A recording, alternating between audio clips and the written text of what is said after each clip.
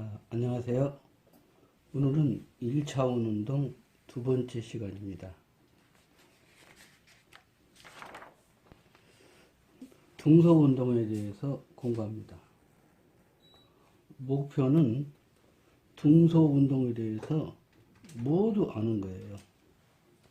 등속 운동에 대해서 모두 안다는 것은 등속 운동할 때 물체의 속도는 어떻게 될 것인가, 가속도는 어떻게 될 것인가, 힘은 어떻게 될 것인가, 변이는 어떻게 될 것인가에 대해서 다 알면 우리가 어떤 운동에 대해서 전부 다 안다는 거예요.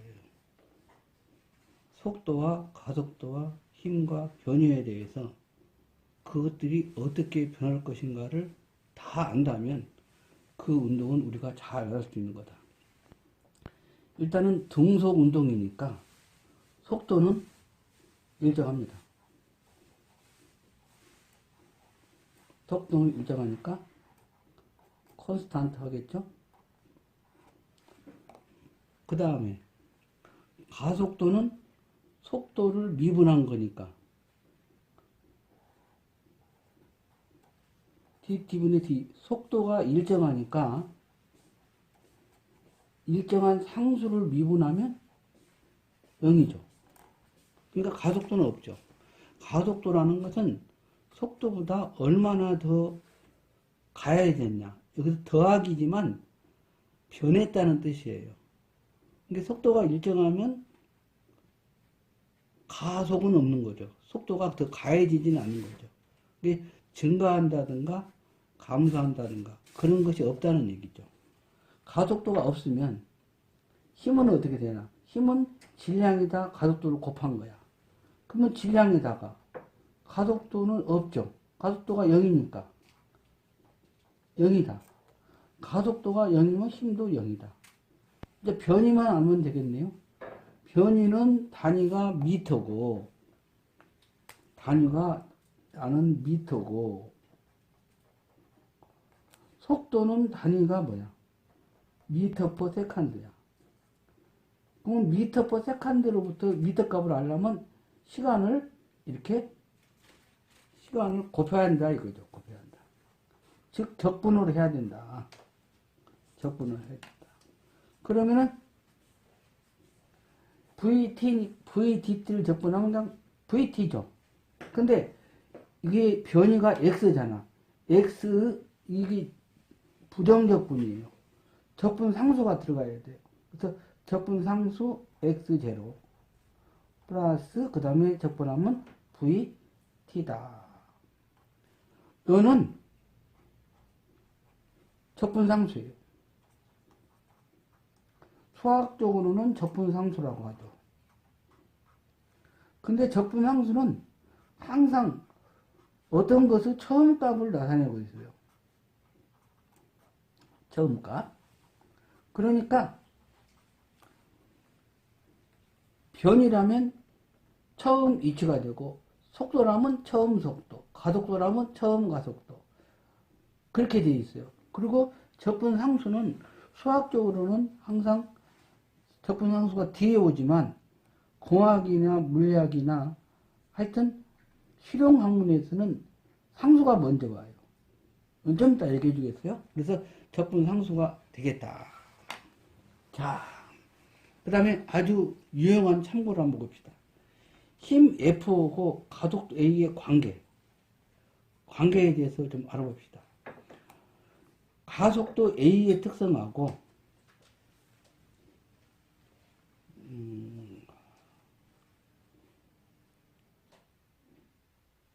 힘 F의 특성은 언제나 똑같다.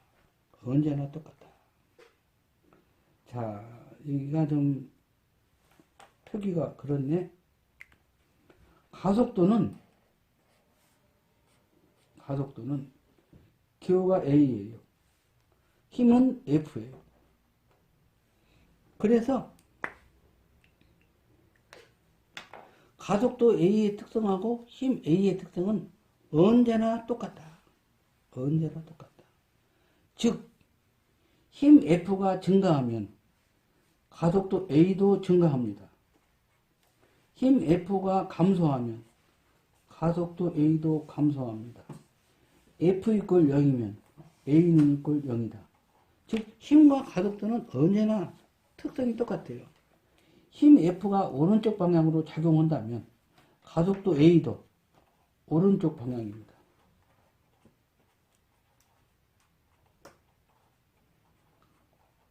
그리고 힘이 0보다 크면 가속도도 A가 A보다 0보다 크다.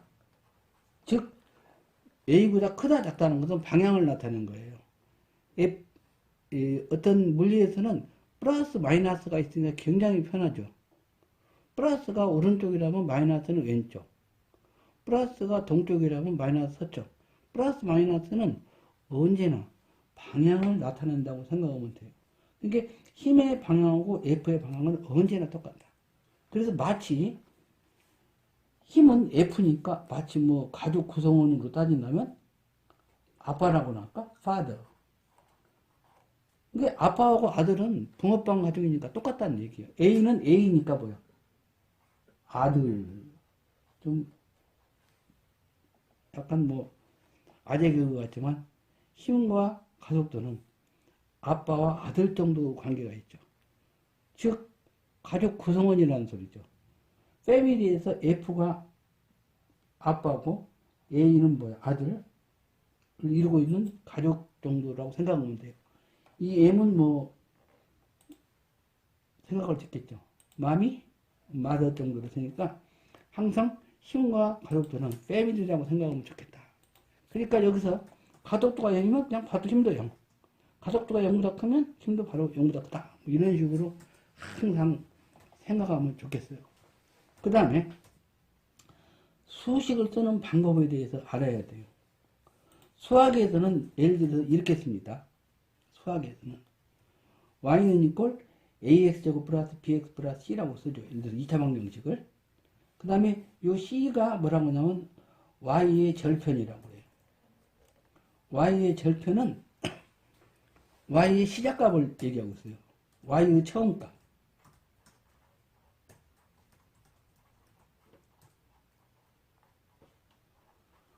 그 다음에 2차 방정식을 쓰는데 2차 함수를 처음에 쓰고 그 다음에 1차 함수, 그 다음에 상수항 이렇게 쓰죠. 근데 자연과학이나 이공대학에서는 방정식을 반대로 씁니다.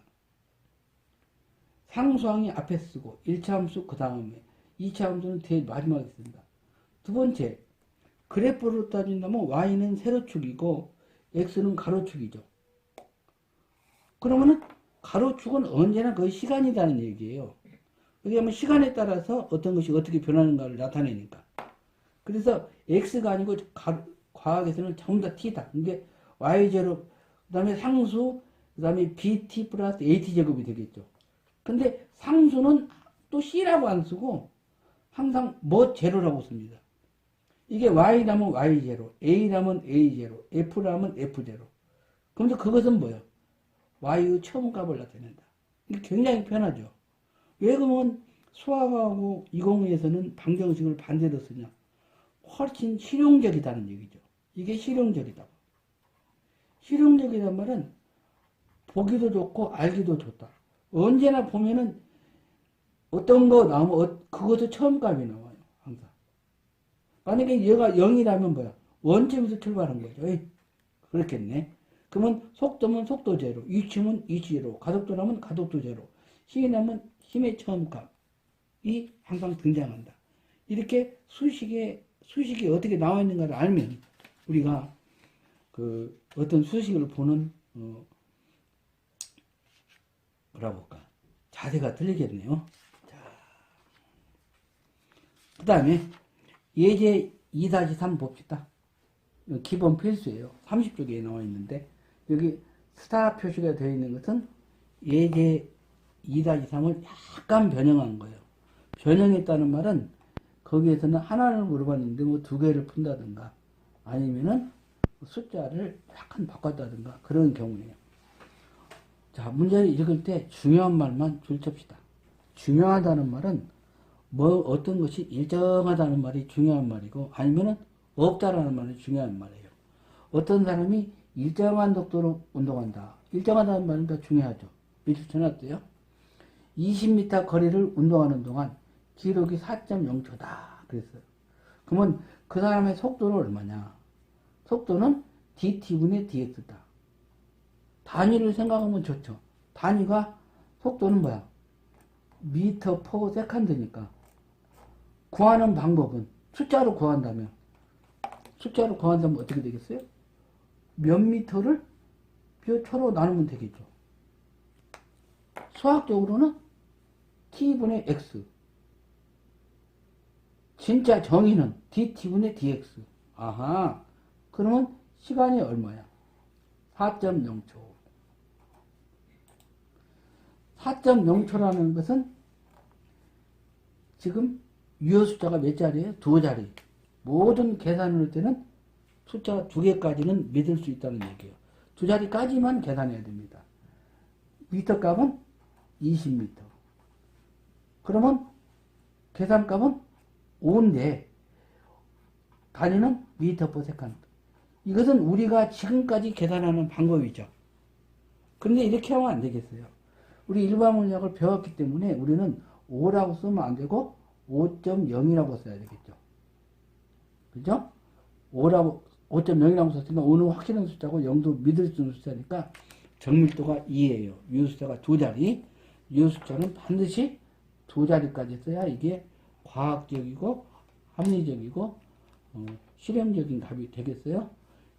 여기에 4초라고 안 알려주고 중학교나 고등학교처럼 4라고 알려주지 않고 4.0이라고 알려준다는 말은 유효숫자를 항상 2자리까지라고 생각하면 되겠어요. 그래서 우리가 일반 문학을 배울 때 하나하나 아주 뭐라고 할까 차근차근 쉬운 것부터 우리가 기본을 다졌으면 좋겠어요.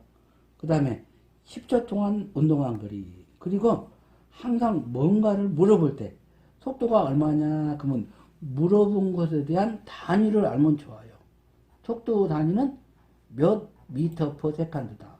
알면 계산하는 방법으로 아는 거죠. 몇 미터를 몇 초로 나누면 된다. 10초 동안 이동한 거리는 몇 미터가 되겠네? 몇 미터. 공식은 위치니까 x0 플러스 vt야. 처음 위치 플러스 vt. 단위로 따지면 미터 값은 처음 미터 값 플러스 미터 퍼 세컨드 값 곱하기 세컨드 값이라는 소리죠. 미터 퍼 세컨드고 세컨드 곱하니까 미터가 되는 거죠. 그렇게 공식이 그렇게 되어 있구나. 그리고 출발 위치, 처음 위치는 거의 다 원점에서 출발하는 걸로 나옵니다. 원점에서. x는 x0고, 그 다음에 v는 속도가 5.0이에요. 5.0. 그 다음에 시간은 10초니까 10초. 그래가지고 단위를 갖다가 속도가 5m per second다. 시간은 10초다. 이렇게 딱딱 쓸 필요가 없어요. 단위는 안 써도 됩니다. 왜 그러냐면 단위를 다 쓰는데 안 써도 된다는 얘기 아니에요. 국제 공인 단위로 써야 한다. 국제 공인 단위로 쓰면 답이 국제 공인 단위가 나온다. 거리 국제 단위는 미터니까. 봐봐. 미터 퍼 세컨드 곱하기 세컨드면 미터 값이 되겠죠. 저는 물리를 잘 못했어요. 국제 공인 단위가 뭔지를 모르겠어요. 국제 공인 단위는 간단합니다. 기호가 하나짜리가 국제 공인 단위예요. 미터 그러면 국제 공인 단위예요. 기호가 2개. 센티미터, 밀리미터, 마이크로미터 이런 것은 국제 공인 단위가 아니에요. 기호가 2개죠. 센티미터 2개 이렇게. 센티미터 이렇게 2개가 되잖아. 킬로미터, 밀리미터 이런 것은 국제 공인 단위가 아니에요. 전부 다 뭐야? 국제 공인 단위는 몇 미터로 바꿔야 되겠어요. 그러면 답은 뭐야? 그냥 50m이다. 앞으로는 단위를 전부 다 각각 전부 다 대입하지 않아도 마지막에는 단위가 거리니까 거리의 단위가 나온다. 그리고 단위라는 뜻은 그래서 이렇게 옆에다 이렇게 가로 닫고를 해주면은, 이렇게 가로 닫고를 해주면 굉장히 뭐야? 편하겠죠. 네, 굉장히 편하구나. 이것도 50m로 쓰면 아주 과학적이진 않아요. 진짜 과학적으로 쓰려면 5.0 곱하기 10 혹은 10의 1승 미터 이렇게 써야겠죠. 10이라고 써도 되고 10의 1승이라도 쓰고 50이라고 쓰는 것은 약간 비과학적이에요. 5.0 왜? 유효 숫자를 알 수 없기 때문에 5.0이라고 써야 정확한 100점이 되겠습니다. 오, 그렇구나. 그래서 우리가 등가속도 운동에 대해서 물체가 어떻게 운동하는 거 다 알았네.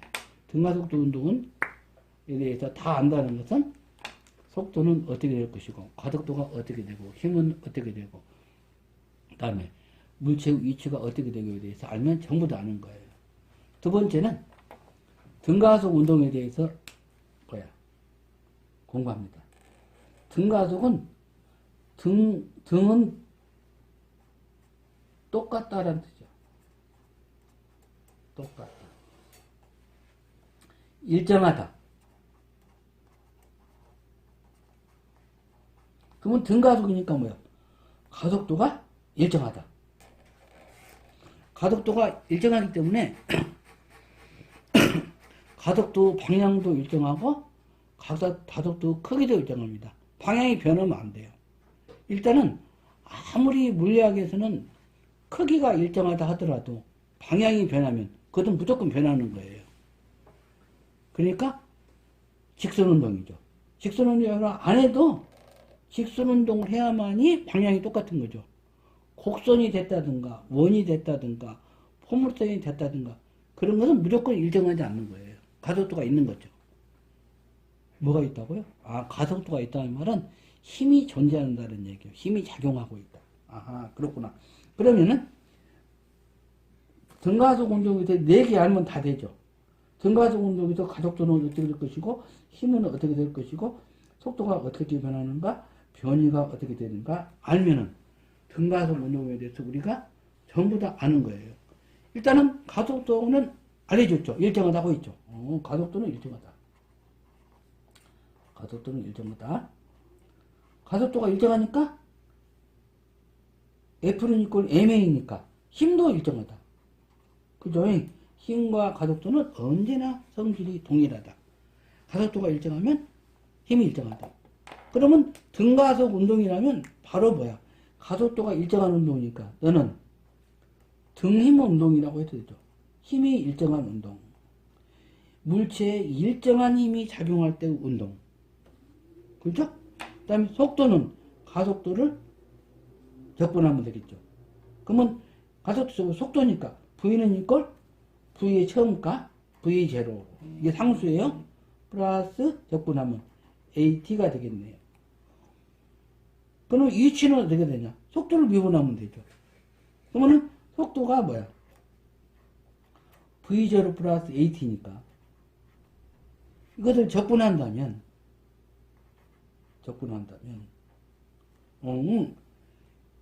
변이니까 뭐야? X는 이꼴 적분 상수. 항상 물리학에서는 뭐야? 상수부터 쓴다고 했죠? 그 다음에 상수는 위치라면 처음 위치를 나타내요.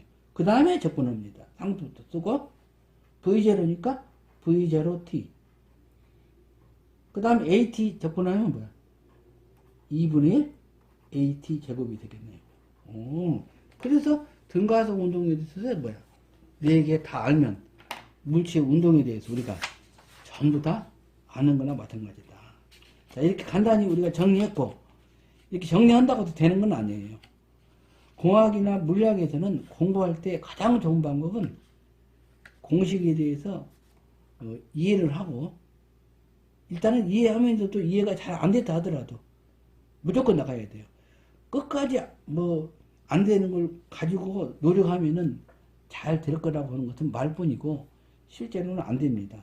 문제가 공부를 하다가 안 될 때는 우리 자연과학이나 공학할 때는 뛰어 넘어가야 됩니다. 그냥 50%만 이해되면 넘어가야 돼요. 근데 교수님이 50%만 이해되고 50% 이해도 안 했는데 넘어가야 됩니까? 넘어가야 돼요. 약간 좀 거짓말 약간 섞으면 30%만 이해돼도 그냥 넘어가야 돼요. 그럼 어떻게 해야 됩니까? 나머지 70%는. 그것은 이해가 안 될 때는 바로 넘어가면 바로 예제 같은 거 나오거든요. 예제는 좋은 문제를 추려놨어요. 그래서 그것에 관계된 문제를 풀어보면, 이해가 돼요. 그리고 나서 이제 다시 와서 아까 이론 공부를 하면 아주 잘 되죠. 그러니까 이해가 안 될 때는 그것에 관계된 문제를 풀어봐라. 해답까지 나와 있는 그 문제를 풀다 보면 그 내용이 잘 이해가 되는 수가 아주 많습니다. 그러니까 뭔가 공부할 때는 걸리면은 거기서 멈추면 안 됩니다. 멈추다 보면은 진도도 못 나가죠. 그리고 공부하다가 지루해요. 내가 이렇게 짜증나고 진짜 물리는 재미없어. 뭐 공학은 재미없어. 이런 식으로 되거든요. 그것은 공부하는 방법을 모르기 때문에 그래요. 뭔가 우리가 가다가 이상한 것이 나타날 때는 그거 풀면 재밌겠다. 좀 노력을 해봐야 되겠다. 시간을 많이 투자해봐야겠다. 그것에 관계된 문제를 풀으면 나중에 알 수 있거든요. 그래서 그렇게 접근을 해야지 처음부터 공부하다가 조금만 모르면 아이고 이거 어떻게 해. 그러면 거기서 좌절하고 말거든요. 절대 좌절하면 안 됩니다. 계속 앞으로 나가야 돼요. 모르면은 거기서 끝까지 이해하려고 노력하지 마세요. 끝까지 이해하려고 노력한다는 것은 무모한 일이에요. 그래갖고 혼자 지쳐버려요. 지치지 맙시다. 맛있는 것도 먹어가면서 지치지 말고 공부하면 되겠어요. 자, 그것에 관한 문제인데 등가속도 운동. 이거 문제 풀고 나서 또 한 장 A4로 뽑아가지고 나중에 숙제로 꼭 한번 공부하시기 바랍니다. 자, 37쪽에 있는 예제 22-5번이에요. 자, 뭔가 하나 알려줄 거예요. 그러면 나머지 3개를 알아내면 돼. 힘을 알려준다면 가속도와 속도와 위치에 대해서 물어볼 것이고, 가속도를 알려주면 힘과 속도와 위치를 물어볼 것이고, 어떤 물체의 위치가 어떻게 변한다 알려주면 속도와 가속도와 힘을 물어보는 게 모든 문제들의 형태죠. 왜 그러냐면 그 4개를 알면 모든 걸 아는 거니까. 그 이미 4개 중에서 하나만 알려주고 나머지 3개에 대해서 우리가 알면 공부하는 됩니다. 자, X쪽을 따라 입자의 속도가 이렇게 변했다. 속도 알려줬어요. 속도. 그러면 속도는 다 알죠. 속도는 알려줬으니까 속도는 안다는 얘기죠. 그러면은 가속도는 어떻게 되고 힘은 어떻게 되고 물체가 움직인 거리는 어떻게 될 것인가에 대해서 다 알면 물체가 운동에 대해서 우리가 전부 아는 거죠. 일단은 속도가 이렇게 바뀌었죠. 그러면은 자, 속도가 40-5t 제곱이야. 그러면 처음 속도는 t가 0일 때를 넣으면은 40-5 t가 0의 제곱 이렇게 대입할 때는 항상 가로 열고 닫고를 해가지고 이렇게 대입하는 습관을 길들이세요. 2초 때 속도는 이렇게 2초를 대입해가지고 계산하면 답이 뭐야? 처음 속도는 플러스 40이니까 자, 습관 좋죠? 고등학교 때까지는 40. 우리 여러분과 저하고 만난 후부터는 물론 마이너스는 다 쓰지만 대부분 사람들은 마이너스는 안 쓰고 플러스는 안 쓰죠. 플러스도 꼭 써주자 그랬어요. 플러스는 방향을 나타냅니다. 물체가 처음에 오른쪽 방향으로 40이라는 빠르기로 운동했다면 이런 뜻이야. 동쪽 방향으로 40 혹은 오른쪽 방향으로 40m/s 빠르기로 출발했다면 정지 상태에서 출발한 게 아니죠. 오른쪽 방향으로 40m/s로 움직였다면 2초 때 속도는 오른쪽 방향으로 20으로 움직였다. 이렇게 속도에 대해서 전부 다 아는 거야. 그 다음에 그럴 때 평균 가속도는 얼마냐. 평균은 처음과 나중 사이의 평균이야. 그리고 가속도 단위는 0m/s 제곱이야. 그러니까 구할 수 있는 방법은 0m/s를 몇 초로 나누는 거죠. 수학적으로는 미분. 미분인데 평균이니까 평균 변화율을 따지는 거야. 자, 델타 t분의 델타 v 1, 2, 1, 2 이렇게 되겠죠. 즉 시간의 변화율 나중 시간 빼기 처음 시간 속도 변화량 나중 변화량은 나중 값에서 처음 값 뺀 거. 그러니까 나중 속도에서 처음 속도를 뺀 거. 이것이죠. 그러니까 그대로 대입하면 시간은 2초 때니까 2.0초 때, 그 다음에 처음 시간은 1초 때, 아니 0초에서 2.0초 사이니까 이거를 0,2로 봅시다. 0,2 여기도 0,2 그러면 여기도 뭐야? 20 그러면 2초 때 0초 때 2초 때는 뭐야?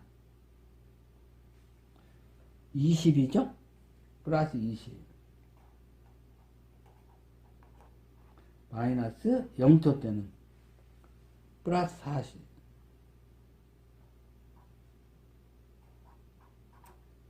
그 다음에 전부 다 계산하면 단위는 미터 퍼 세컨드 제곱. 그럼 계산하면 방향은 마이너스 값이 나오니까 가속도는 왼쪽 방향으로 작용한 거예요. 물체가, 자, 마이너스는 왼쪽 방향, 혹은 서쪽 방향, 혹은 이런 뜻도 있어요.